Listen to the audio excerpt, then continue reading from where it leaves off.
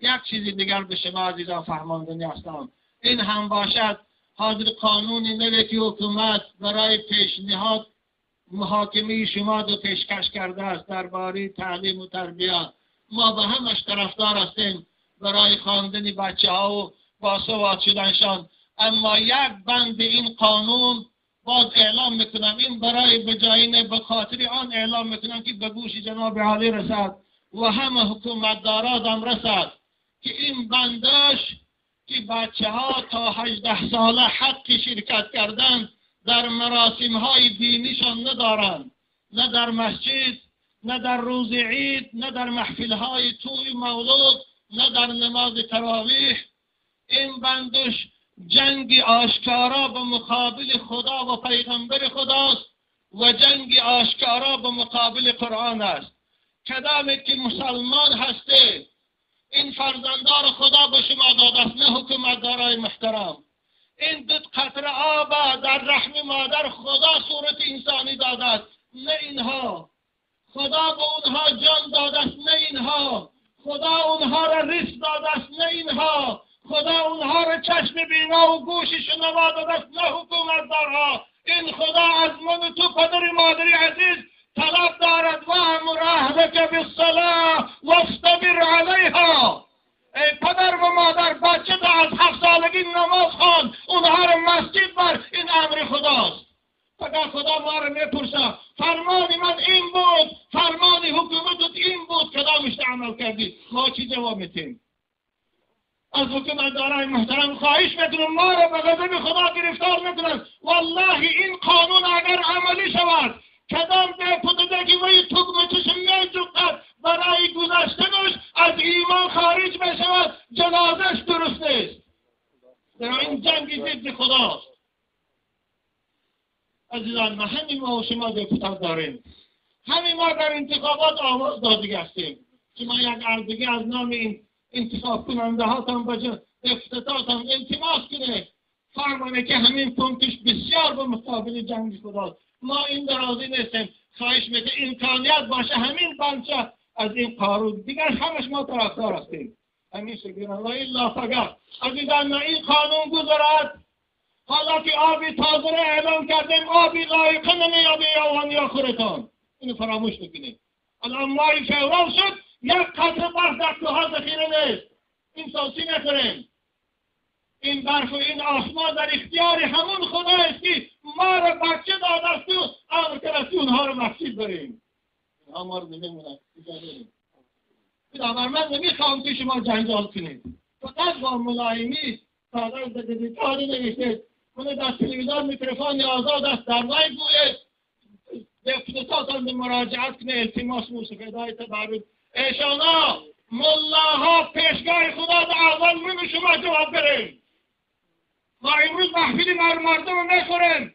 مولا نشین هستیم، از روی اسلام حرمت داریم، امروز خاموش هستیم. والله خداوند اول زبانی من نکشد، بعد زبانی ایشان سعدو و خانه نکشد، بعد زبانی ناسی بکشد.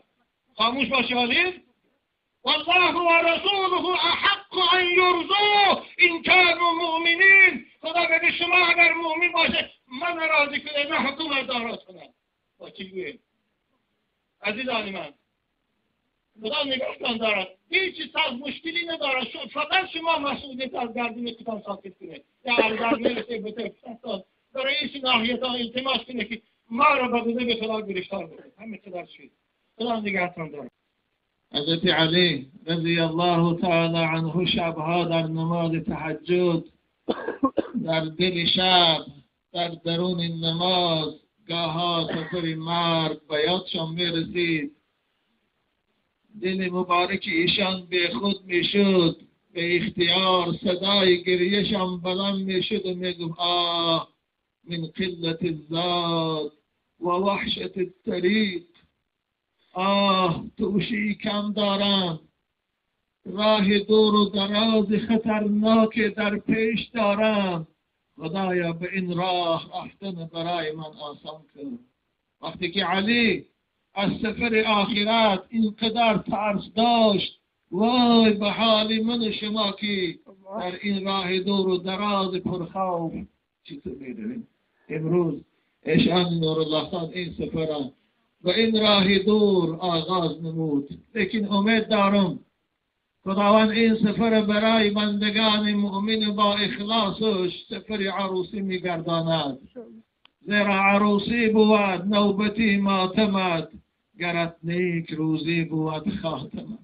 اگر خاتمه با طاعت خدا، با ایمان و محبت با خدا و پیغمبر اسلام انجام یابد، این سفر عروسی است. ایشان نورالله خان یک سعادتش این است که فرزند ارجمندشان اهل قرآنند، اهل علمند، اهل تقوا هستند. پدر و مادری که از خود فرزند صالح میگذارد، فرزند اهل علم میگذارد، او در پیشگاه خدا سربلند است، خجالت نیست.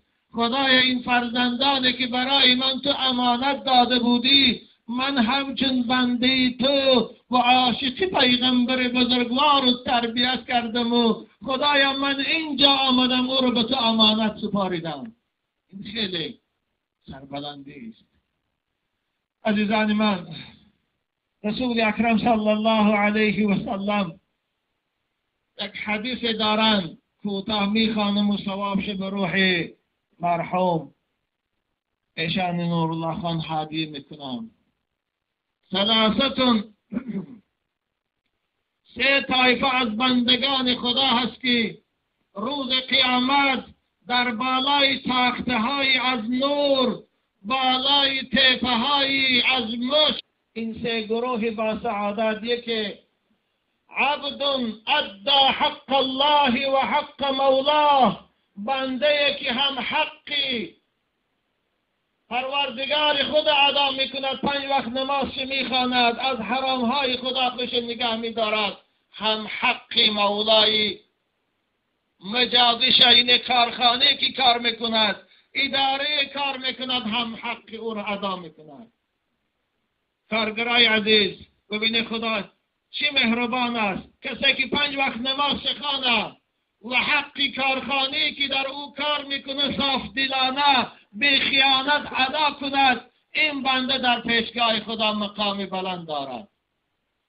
دوم، رسول اکرم گفتند: رجل اما قوما وهم به راضون، امامی که در محله هست و مردم از اخلاق خوبش با او محبت دارند، با او اخلاص دارند، او را دوست می‌دارند، این امام امروز قیامت مقام عالی دارد. خداوند همین ما امام ها را از این گروه گرداند. سوم، به شما جوانای خوش آواز، به شما جوانایی که ذکر خدا را دوست می‌دارند، این بشارت است: ورجل یعذن للصلوات الخمس كل یوم 5 مرات، کسانی که آواز خوب دارند هر روز برای نماز اذان میگویند، اذانی که دعوت خداوندی به سوی بندگانش است. مؤذنها پیشگاه خدا در قدری بلند. بچه های خوش رو، جوانای خوش آواز، اذان مشق کنید، اذان در پیش پیشواهاتان گذرانید، در مسجدهای محلتان با آواز خوب و دلکش و شیرین صدای الله اکبر بلند برداره، این مکافات عالی فردا برای شماست. آن برادر عزیز ما شکرالله خان همراه برادراش از قبرستان میگردد، ساعت پس میبیاد جای پدر خالی. پدری که شبها میخست از احوالش خبر میگرفت، سحر یکا براش آب کارد میداد، از ایشان دعای خیر میگرفتند. این پدر اکنون تا قیامت پدرود میگویند و از اوس خالی باز میگردن. خدایا